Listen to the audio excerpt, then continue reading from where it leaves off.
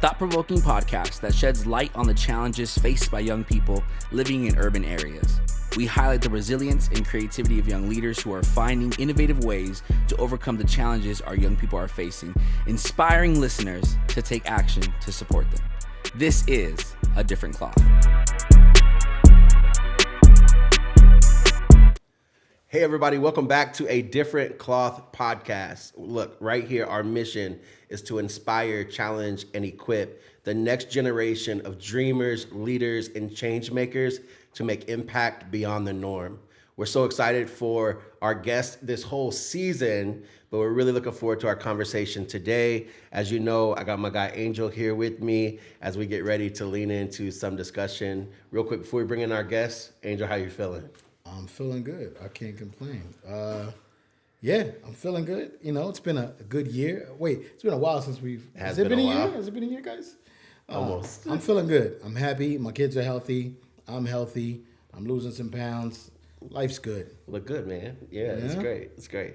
Well, I'm really looking forward to our discussion. Why don't you introduce our guest today, and let's jump into the conversation. Yeah, so...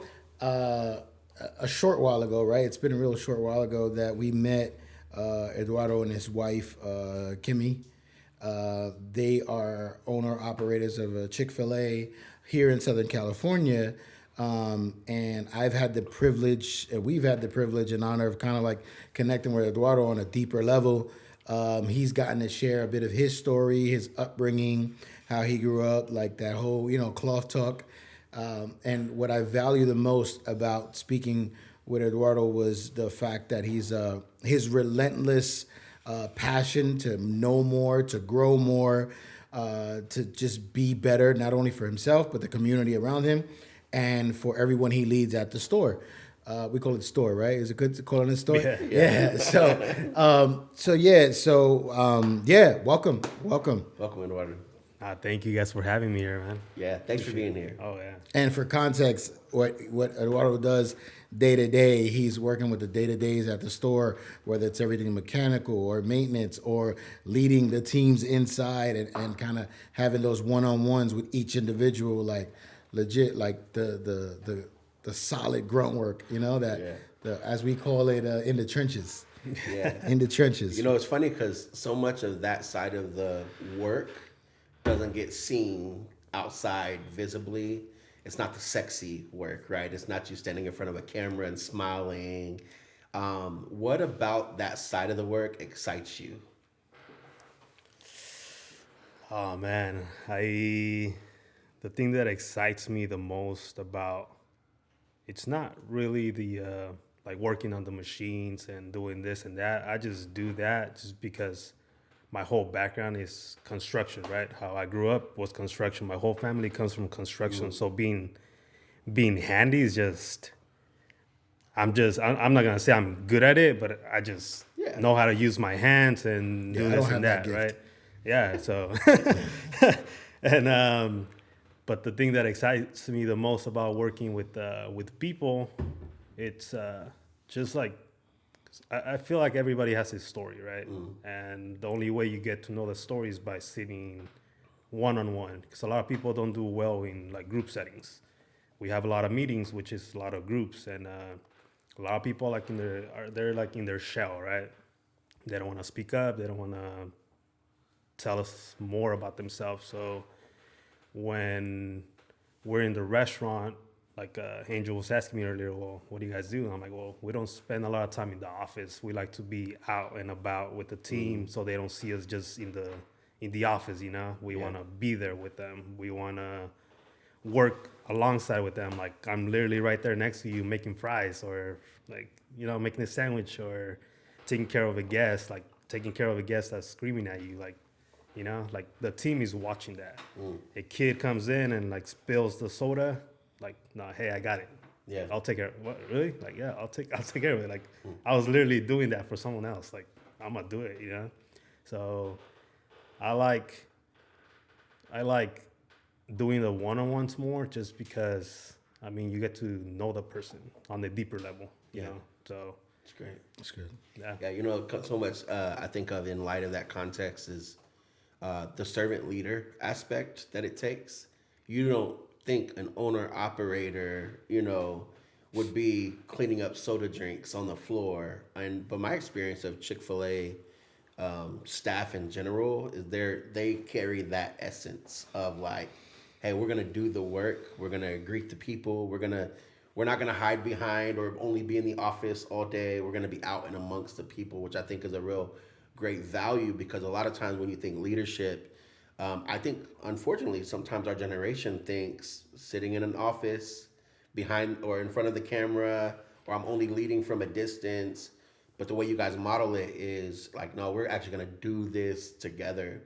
I wanna go into stories, because I think your story is a really powerful one, and you referenced it a little bit. But I do know that one of the things that stood out to me when we first met was not just your background and your upbringing. It was the way you thought about life and learned, and like your commitment to learning. I just thought like, yo, that's different. And I think I said that at the restaurant. I was like, yo, people don't do that. Like you wish they would, right? So tell us a little bit about your upbringing, how you got into the construction, and then how do you go from construction to Chick-fil-A? That just sounds like a completely different world. Yeah, So give us a little bit of that. How do you go from blue collar to where we're at now? Yeah. So a little bit about my background. So I'm 30 years old now, but when I first came to the United States, I was about 9.5. I was 9.5. I didn't understand anything. I didn't look the part. So I got picked on because of that, right? Like my clothes was like straight up from Mexico, you know? Like the only times I got clothes was when like my grandparents would come from here and they would go to Michoacan. That's where I'm originally from. And like they would bring boxes and like, hey, boom, like dump it out, and then would like come in and like just pick up like whatever you could find. You know, it didn't match all the time, but that's what we literally picked up. Wow. So when I came over here, like, I mean, my upbringing was from where I was at in Mexico. I'm not gonna say we're like literally struggling, you know, it's like just eating rice and beans and this and that, but we didn't have much, right? Yeah. So we came over here, and it was like, what time was it? It was probably, I don't remember what day it was, but it was like 6 a.m. when we showed up to my cousin's house. And I'm like, ooh, look at that house. Like, I've never seen a house like that, you know? Because over there, it's like, you just slap something together and that's a house, you know? That's, as long as you got something covering you, like, that's enough. So I showed up to the house and I'm like, cool, it's a beautiful home, you know? Like, I didn't know any better. So then my grandpa like walks me to the back, and I'm like, oh, like what is that? It was a garage, right? So I'm like, cool. So we walk into the garage, and I'm like, oh, like nice. You know, like it's literally just their room, and then like my parents' room, my sister and myself in one side, their side, and then just the kitchen and a small restroom. Wow. So that was like my upbringing, and then like friendships and all that. It was more of a like always, like my friends always like invited me over to their house, and like I never invited them over to my house because I was like, this is not a house. So once I actually understood what it was, I was like, this is not a house. So I was like always like ashamed of it, you know? I was like, I don't want to bring people in because I don't want them to like kick us out or like bring in attention. So I never liked that. So that was 4th grade, 5th grade.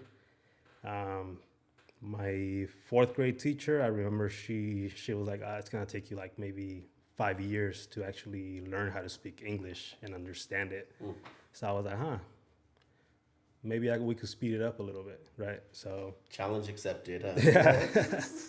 So I was like, I mean, something that I understood and what I saw was just people that were there for years, right? A lot of my family were like, they've been here for years and like they still don't speak the language or understand it, or so I was like, why is that? So as I went into school, I started just playing sports. Like in Mexico, my dad was big on basketball, right? So that's what I grew up, like looking up to my dad and trying to be better than him. And obviously, I don't think I'm gifted in like sports, honestly, 'cause, you know. Neither is Angel. Don't worry. So that's what I can't call it a gift. Oh yeah. When it's God given, it's just you know, it's just. I'm totally kidding. So I was like not gifted in that, but I mean, I still tried, right? I still Yeah. went and I played sports, I played soccer, and then I was just surrounding myself with all this, like at that time I was like 11, 12, just surrounding myself with like a group of other guys that, I mean, all they spoke was English, so I didn't have no other options to learn the language and pick up quickly. So then, I mean, middle school, same thing. I think as a guy, as a young guy, you want to be part of something. That's what I feel like. So That's so accurate, by the way. Like Yeah. 1000% something we see every day in the work that we do, which is why I think gangs are such a big deal in the world we live in. Because you create a space for young men to be a part of something. Oh, yeah. So for you got to find that in sports, but that community feel was such an important aspect of just growing up in general, period, for people. So I love that you found that in that area.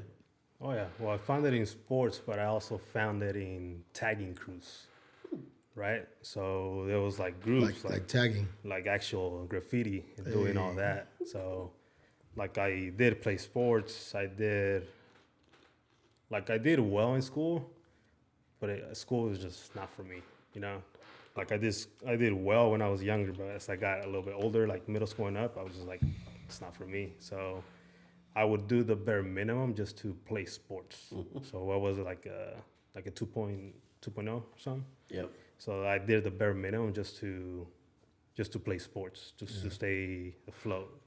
And but I also found joy in like being with another side of friends, right? So I had like my sports friends, and I had my like bad guys, like group of guys that I could also relate to them, because I mean we were in class together and doing this and that, and then we started like tagging crews, and like I mean you guys know that, you know, you get in trouble, you get caught, you run from the cops, and you do all that. So What was your tag name?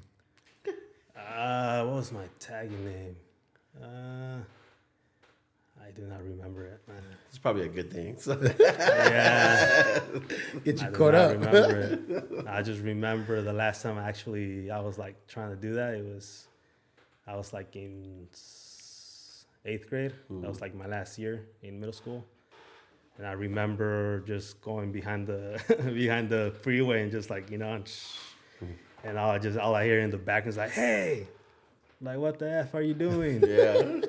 And I turn around, this old man like putting on his boots and just hops on his car and starts following me. So I try to run, and obviously I did track and I play sports. I was like, So he wasn't catching you. He was not catching me. And then I just went, like, thankfully I lived behind it was like a dead end. So I was able to cut through and just jump the fence, and I didn't get caught, right? But I was like, what the heck am I doing? You know? So that's when I decided in high school, I was like, I gotta do things differently, because the way that I'm going is like with the graffiti, right? I was like, I just gotta get my stuff straight. So then, like high school, I just continued to play sports. I still continued to do the bare minimum, did all that. I mean, during the whole time, I was working in construction, right? In high school. Like middle school. Okay. Yeah. Middle school. Okay. So you started early in the construction world. So like my whole family, my grandparents, my uncles, they all do construction. So Okay. like I lived with my grandpa. My dad at the time, he was just working for a contractor for himself. And then my grandpa he did a tile work, block, like walls and all that. So on the summers, I would go with him, and I would work with him. So that's what I did since middle school. And then I got into high school. I was doing the same thing. I was working with my dad. Like, that's what we talked about. Like, I was working with my dad, like on the weekends, Saturday, Sunday, because my dad worked Monday through Sunday. And then Saturday and Sunday, that was like our father and son time. Like, not really actual relationship. Like, I feel like most, I don't want to say most guys, but at least for myself, like, I always wanted a relationship with my dad. Yeah. And I felt like that was the only way for me to like get it, right? Just being right there with them and like, hey, what do you need? Like, okay, let's fix this issue right here. Let's do this plumbing job. Let's do this electrical job. Let's build this restaurant from ground up. Let's do that. So I felt like that was my time with him. what else? And then obviously, as you get older, you have all this tension with your dad and this and that. So I was like, I'm never gonna be like you, and like this and that. Well, I did end up like him, Don't we all? That's I was gonna say that tends to be how it happens. Oh yeah. So like, Yeah. I mean, that was high school, and then you got high school, and then you're like, well, your parents are like, what do you want to do? And like, this is like, you're 17, 18-year-old, and I feel like those are hard conversations to have when you're 17, 18 years old, like you know what you want to do. Like, I know a lot of 23, 24-year-olds that still don't know what they want to do. Yeah. Right. And that's okay, but just, I feel like as long as you keep trying to try different things, like, you're gonna somehow find what you're actually meant to be doing. Yeah. So I was like, let me just pick something like random. So I just picked dental hygienist, right? Okay. So I did that while I was still working with my dad on the weekends. I was, still, like, I was like a 6 a.m. to 10 a.m. That was like our class. It was like, if you guys know the school, it was a trade school. It's called Everest. Like, they went bankrupt. I think I heard of it. Yeah. Like, so I did that. Like, I graduated in like 12 months, and like, I was like I don't know what it was. I was like leading the group for, I forgot what it was, what the title I had, right, in the class. But I worked, like, before I graduated, I got a job offered, and just because I knew like basic stuff, I feel like I was like, like, that was easy. But at the time, I was like, okay, I graduated from the dental school. I'm like, maybe I want to be a dental hygienist, maybe a dentist. I'm like, So I was working in the field. I was working for this dental place that does like braces and all that. So, and then from that, I was also a DACA recipient, right? So I was still like an immigrant. Okay. So I didn't have that many opportunities to go to school at that time, right? At the time, I didn't have the opportunity to like, I got a scholarship. Like, a lot of my high school friends, they were like, I'm going to this school and this school and school. And I was like, damn, I'm not even able to go to like a regular college because I can't afford it, right? So thankfully, my dad at the time, like, that's why he worked Monday through Sunday to be able to pay for the trade school. So that was like, I think it was like 20 grand at the time. So that was a lot. So like paying rent and paying like $1,200 because I didn't have, I wasn't able to get FAFSA. FAFSA, is that what I said? Yeah. At the time? Yep. So did that, and then I got hired another place, and I was like, I hate this. Like, I do not like working on people. There was 20 grand. That's exactly what my dad said. I'm like, he was like, 20 grand just wasted. And I was like, dang, like, I mean, I didn't think of it like that. I was just like, I'm just glad I'm not doing it, because as a kid, you're not thinking about how much it's actually costing your parents to sacrifice whatever they're doing to actually get ahead in life, How old were you when you said, I hate this? Like, what, like, where were you at age-wise? Because I also think of how often people endure things that they hate because they just don't want to be honest about, like, this just really ain't for me, or I don't like this, or I can go be doing something else. What age were you at when I was like, I hate doing this dental stuff? Yeah. So I graduated. It was 12 months. I was working for a good 6 months, so like in the six-month period. Okay. When I was inside the office, because I was also, I think minimum wage at the time was like 8 something. So I was like, I literally graduated and I'm making $8 an hour. My parents just spent $20,000. So I'm like, I should probably be making more. So I was like, nah. I'm like, I think as a young guy, you're like seeing other people, like you start comparing yourself. You're like, I should be ahead of life, right? You're like 18, 19 years old. You're like, I should be doing this and that. Like at 25, I want to have a house, kids, and this and that. Obviously, I'm 30 years old. I still don't have kids. Take your time. Yeah, take your time, man. But yeah, at that time, I was like, I need to do something different. So like I said, I was working with my dad on the side, and like my dad worked with a lot of contractors, a lot of like business people that had real estate. So a lot of them were like trying to mentor me and this and that. And they're like, oh, just like, you know the trade, so just go get a contractor license, go to school, do this and that. And I was like, in my head, I'm like, I don't like school, man. You know, like, I'm not gonna do that. So, Well, I'm sorry to cut you off. Yeah. I know you said you don't like school. You said you don't like school in middle school and then high school, and then now you're saying it again. But from one of the stories you told me is like, but you're also like a bookworm. Like you love to take in as much information with books as possible. So how does that dynamic work when it comes to like you want to learn as much, but more through like books? You know, can you talk about that? I like learning. I do love reading, listening to podcasts, listening to people that have experienced life. But I like things that interest me. I think in school, a lot of times you're being taught all these things, and Sure. I don't know if we want to go that route, but Social studies. yeah, like I did go to college. I went to 3 different colleges, and I just like dropped out from every single one of them because I was like, why am I learning this? This is not helping me. Yeah. So, I just think it's important to note that just because you didn't like school and just because you maybe not excelled in there, it doesn't mean that you're not a learner.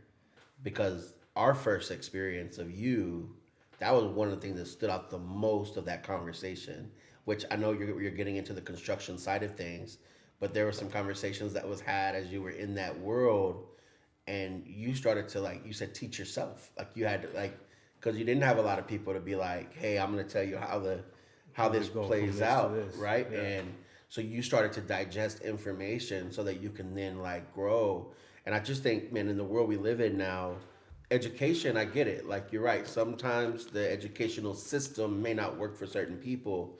And it could for other people, right? So it's not just saying like, no, it's all bad. Yeah.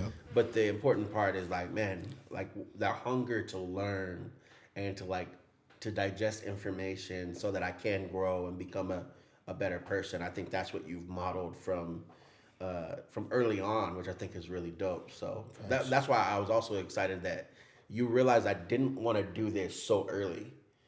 Because could you imagine being 30 years old and still being a dental hygienist right now? I'd be miserable. Oh, because there's so many people in life, in the world, that are miserable in their jobs because they haven't been honest enough to say, I don't want to do this. I Like, already know what a dental hygienist is. yeah, but so that's my thought is like, man, kudos to you for taking ownership of like, yeah, this ain't the life I want to live. I want to go do something else that's Yeah. gonna like open up more possibilities for me. Yeah. Yeah, and then I mean, alongside like working with my dad, meeting all these people. I remember this one time I went to like getting off from Planet Fitness. I met this guy walking in. His name is Jesse, and he was like, "Hey, like I always see you here every day, like getting it, you know, like what do you do?" Because I was like showing up. Well, you see, I don't know, but he like saw me dirty, right? Like ripped pants, like orange shirt, and this and that. At that time, I was like 19 years old. So he's like, what do you do? I'm like, oh, I work with my dad, this and that. He's like, oh, have you ever thought about the union and this and that? I'm like, I don't even know what a union is. I'm like, my family doesn't talk about it, right?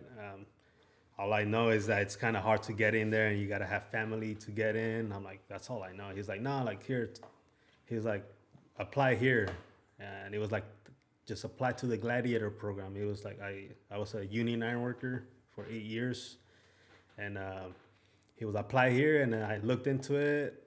It was like Cerritos College, I believe. It was a program, but I did it all wrong. Like I searched it up. I went to the college. I was like, hey, I want to join the Gladiator program. They're like, we don't know what that is. It was a Gladiator program that they were sponsoring, but it was actually in the union hall. So 2 years passed. At this time, I'm already working at Chick-fil-A. So you were working at Chick-fil-A while you were in the Gladiator program? No. So this is when I actually wanted to go to school to do what people were telling me to do. Get my contractor license and doing that. Got it. So then from that, I dropped out. I started working at Chick-fil-A for Chick-fil-A Azusa at that time. Now the operator has 2 stores now. But I was working at Azusa, and that's when they promoted me to like team lead, and I was like, oh, like I don't even know how to be a lead. Like, Is it the same operator which one? that is still in Azusa? Yeah. Wow. Yeah, so he owns Chick-fil-A Azusa and Chick-fil-A Glendora. Okay. And Yeah. that's where I met a bunch of great people. That's awesome. But that's So where you they- went from like an employee to a peer. Mm-hmm. Wow. what do you mean? Like now you're also running a store right alongside, like, you know what I mean? Like you're having now someone who used to work for, now you have a store that you're working on yourself. So Oh, the yeah. conversations are different now That between was you and him. Yeah. That was like way after though. Like, Wow. That's Yeah. what I'm saying. Like I started at Chick-fil-A, and then from there, I told the operator, "Hey, I'm leaving," because I mean at that time I was like 21. I'm 21. I want to make more money because that's what I thought, right? Make more money. I'm gonna be more happy. I'm gonna have a house. I'm gonna have this and that.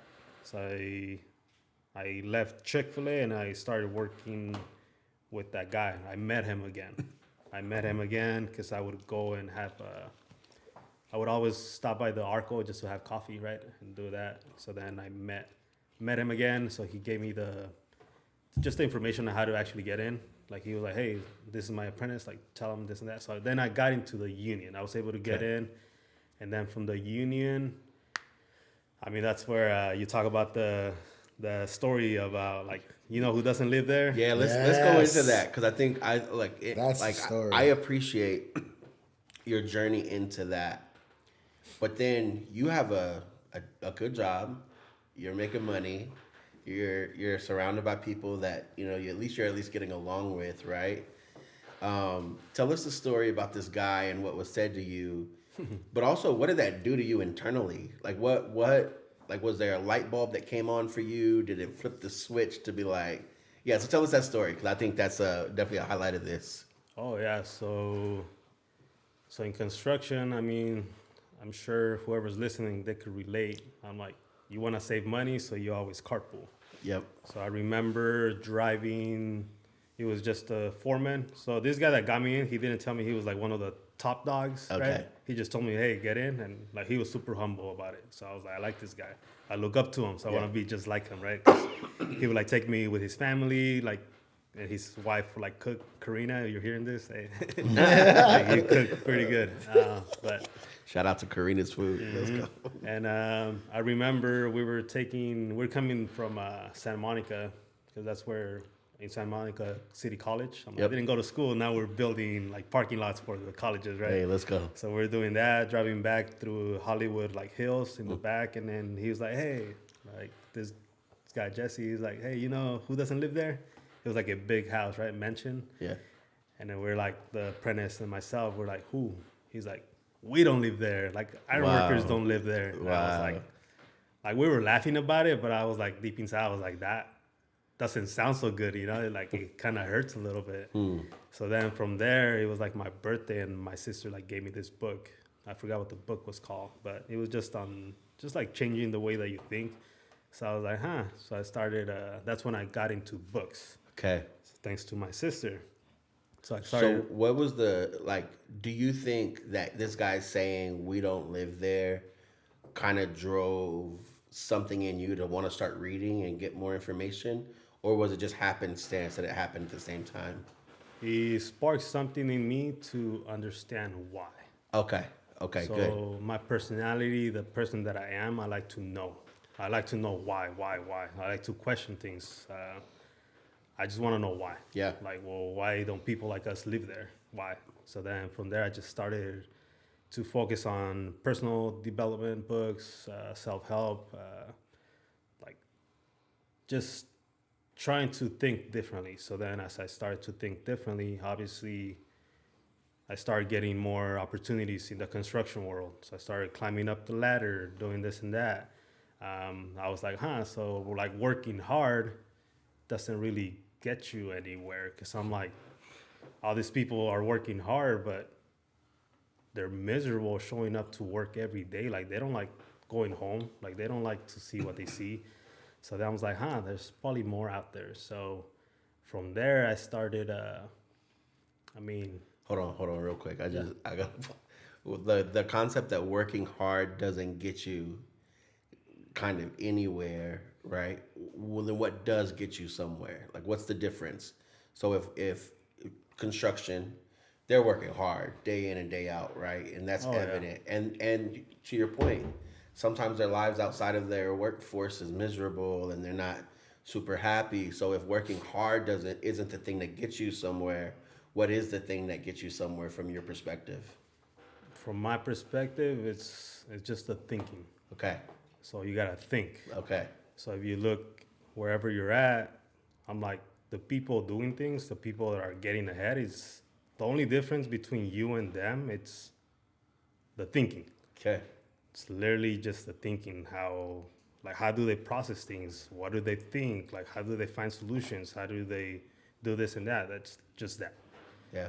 Real quick, I want to just lean the angel real quick. You hear this? What's your thoughts on this part of it? Like, Oh, no, I'm with it.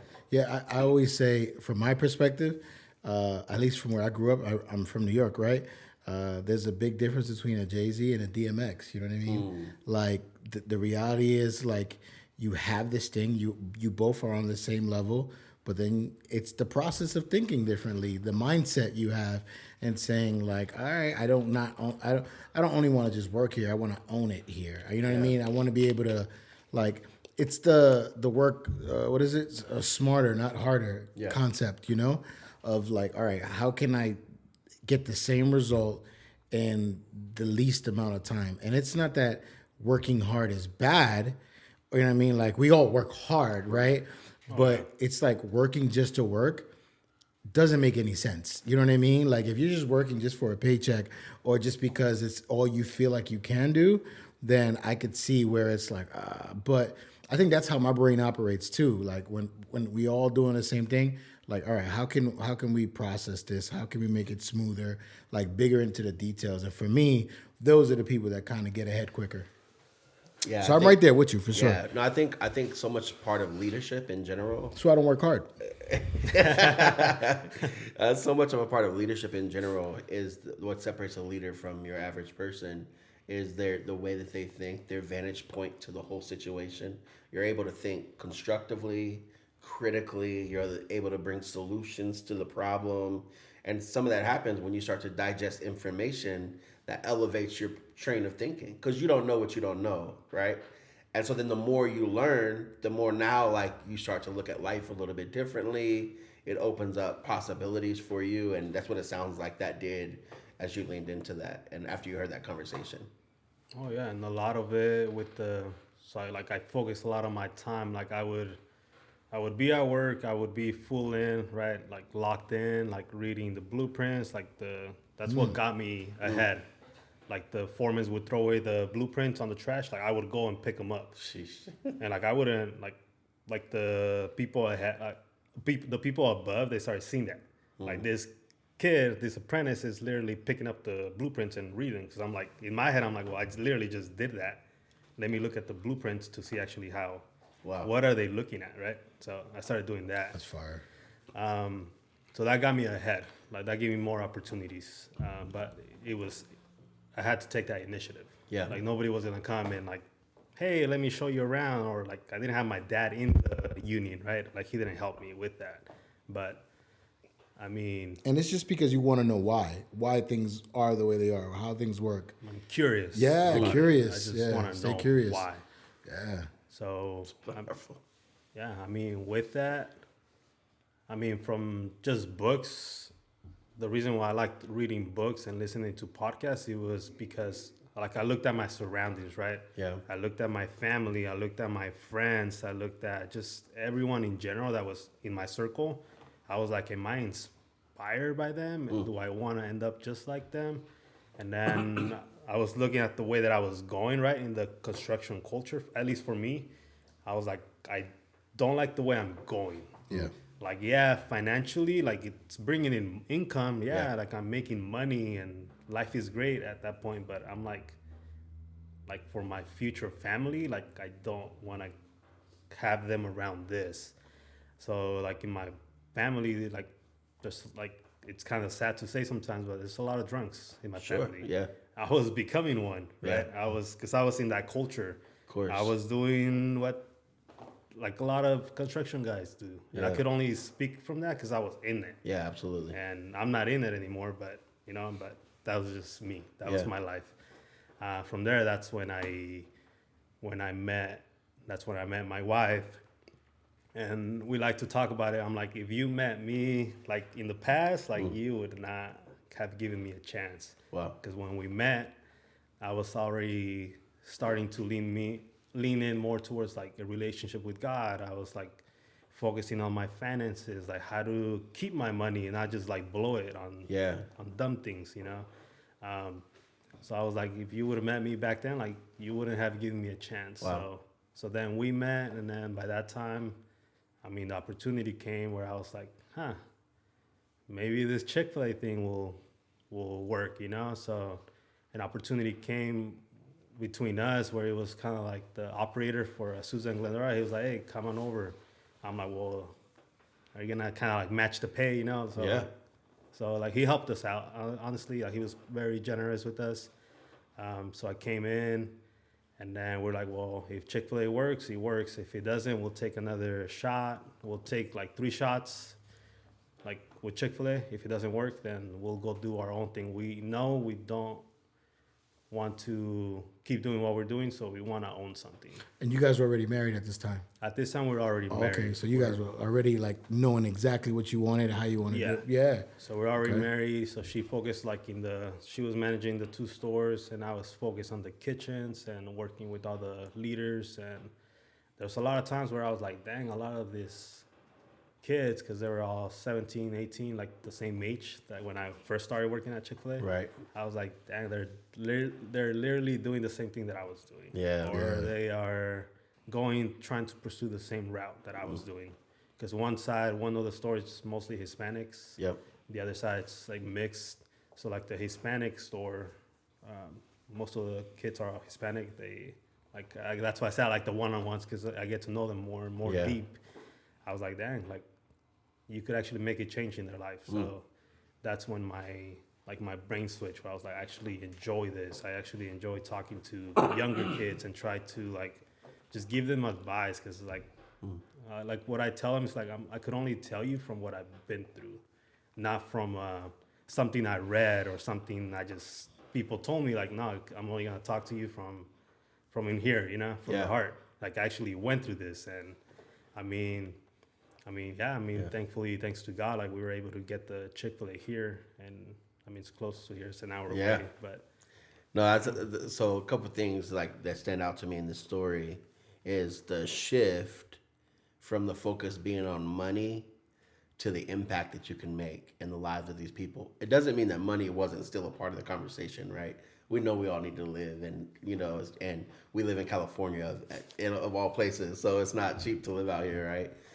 But really, man, like what I just heard, as you said, was the more you started to develop these young, like probably Latino cats, right? Like you started seeing yourself in them, and you're like, man, like I can make a difference here.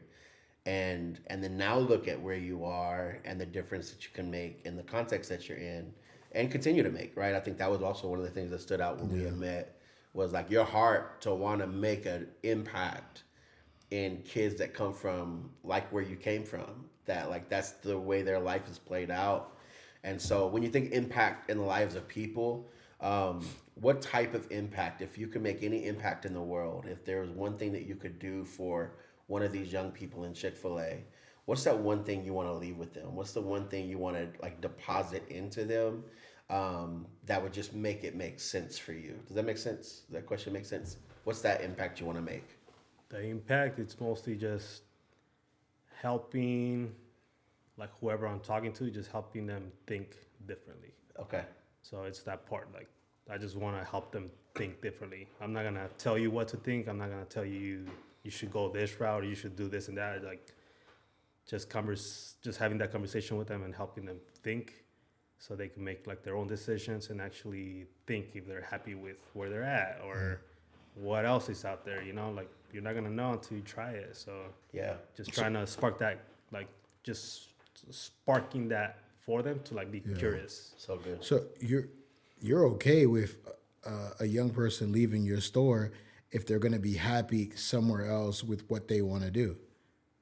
Oh yeah, like definitely. Wow. Definitely, we're okay with that as long as they made that decision. Yeah. Yeah. And I always like to tell people, if you make a decision, like, stick to it. Yeah. Yeah. If it works out, it works out. If it doesn't, like, you learn from it. Yeah. But think about it that way. Like, just think, like, what That's good. did you learn from it or not? You know?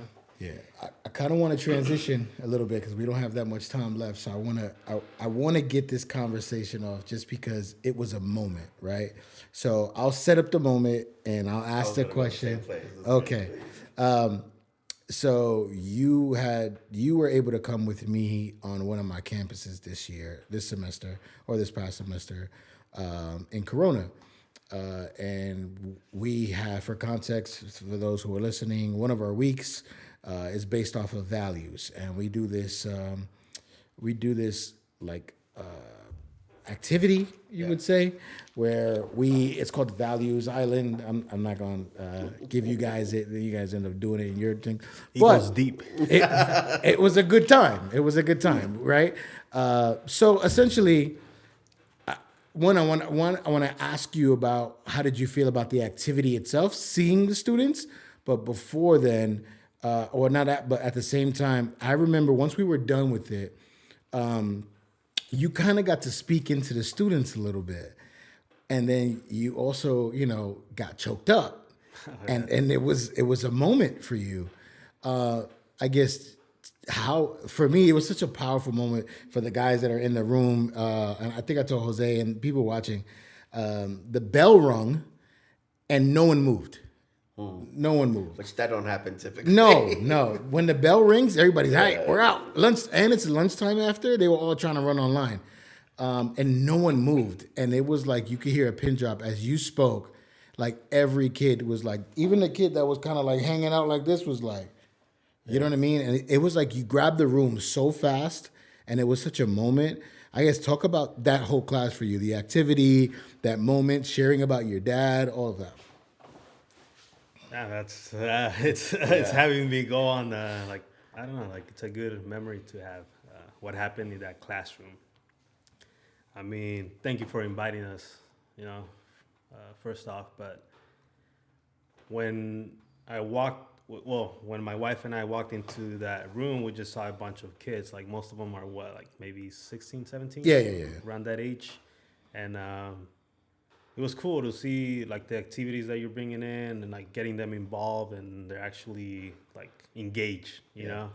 And then it was cool to see all the kids and seeing who stands out and who doesn't. And then like you asked, like, I forgot what you asked, but I was like, well, from all the other kids in here, he's like, there's only like 3 of you that are speaking up. Yeah. And then he called them out. The quiet ones? There's others that are just like, just sitting back, like not even talking, like you have a lot of opinions and you're like letting them know, but you're not speaking up about it. I'm like, if this is how you are right now, that's how life is going to treat you. Wow. Someone else is going to dictate for you. Someone else is going to tell you how to live your life, what to do, and how to go left and how to go right. Like, nah, man, like speak up. Even if you're shy about it, just speak up. But yeah. But a lot of what I saw in that classroom was like a lot of the kids were leaning towards like all they thought about was making money. And I was like, I can only talk to you about money because my dad, that's all he focused on. Yeah. Like my dad passed away, and I like that time it was like 2 months in since my dad passed away. Oh, wow. I was like, he literally just passed away. He literally worked Monday through Sunday to provide a better life for us. And like I never saw my dad, I never had that relationship with my dad. But I mean, when I told them that, I think that's what grabbed their attention, because I was like, oh, this is like, I don't know what grabbed their attention. I didn't even notice that, so thank you for noticing that. But that was hard to speak on, because I was like, my dad, when he died, he died, and like that's it. Now what? Like all the things that he acquired, like they're just there. It's just material things, but all the money, what's it good for, Yeah. Like there's more to life than just trying to chase that paper, but Yeah, that was a moment. Yeah. And I feel like you even mentioned that there was a lot of kids. I don't know if it was one kid specifically. I'm not going to say his name, but you were almost like I was literally you. Like that we were the way you're talking was the way I used to talk. So it was like, can you speak about that dynamic too? Like when you see whether it's a student in the classroom or someone at Chick-fil-A with like almost the same way that you used to speak, like what does that do for you? Does that make you want to dive deeper with them? Does that make you want to like step in and say, hey, hold up, wait, you know? How's that process for you? Yeah, so a lot of it was mostly the Hispanic kids that I saw in the class, the way they were dressed. And then, I could describe the way they were dressed, like baggy shirt, like long white tee, baggy pants. Like that was literally how I was dressed up. That's literally how I dressed up, with the hat backwards and just like leaning back all the way, and like not caring about it, or I'm too cool for this, or I just like, what time is this over? Because I gotta go. Like that was literally me. So when I saw that, I was like, it was like hitting me deeper, because I was like, wow, like you got Angel right here, Jose, and the rest of the team, like doing these things for the students. It's like super cool to try to like direct them, because a lot of them when they did speak, like I like what they were saying, but they just need that direction. Yeah, they just need someone to come in, like direct them, redirect them in the way that they're going, or see things differently. But when they go back home, they just see whatever they see, and it's kind of sad at times, because I'm like, that's where I came from, that's what I was doing, and I'm like, but that's what I'm saying, like reading the books, taking out the mentor. I didn't have mentors, so that a book to me was a mentor. Yeah. Wow. You know what's crazy too is, and I'll give it to you after this. What's wild is on our week 10, we kind of recapped together. Like, what was your favorite week? Because we asked them like what week stood out to them, but we verbally had it too. Like, oh, what was your favorite week? Everyone said that day was everyone's favorite day. Not only because the way they spoke, but the kids that got to speak up, the kids that got to hear you speak, but also they all mentioned the day, the moment where Kimmy taught them what integrity was, and that was a game, because a lot of them didn't know integrity. What's that? Everybody kept using it every class after that. Like, I got integrity. Like, okay, that like who you are when no one's looking. And man, I just want to thank you guys for pulling up. That was really beautiful. Dope. Yeah. Hey, I know our time is running short. Last question. I just want to end this to you, Eduardo. What does it mean to be cut from a different cloth? In your context, when you hear that, what does that mean to you? What does it mean to be cut from a different cloth? Mm-hmm. That's a whole different episode, man. Well, no, I think you model that in your life, right? When you talk about you reading and you learning, and so if you could summarize that statement from your perspective, what does that mean to be cut from a different cloth? To me, that just means that you're not always going to belong. Like you gotta stand out. You're gonna stand out like a sore throat, like just when like you're following God, like you gotta throw on your cross and like carry it.